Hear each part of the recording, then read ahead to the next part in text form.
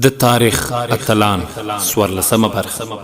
مسلمان بیا تر کاشغر او پرغانی مسلمان زوږ د تکبیر او د اذان د شو موسی بن نصیر دوران د شو هغه سیتی مسلمانانو په اندلس شاوخوا 8 پیړۍ واکمني وکړه. طارق بن زیاد او موسی بن نصیر اندلس په کال 2 کې فتح کړی و. په کال 809 کې د مسلمانانو په واک کې وروستی ښار غرناطې هم سقوط وکړ. چې پارس او روم یې په څپو کې یوړل ډېر تور تاسو خبر یې چې د اندلس لوی فاتح موسی بن نصیر په پښه ګوډ و او د اندلس د فتح په مهال عمر له 15 کالو اوښتی و.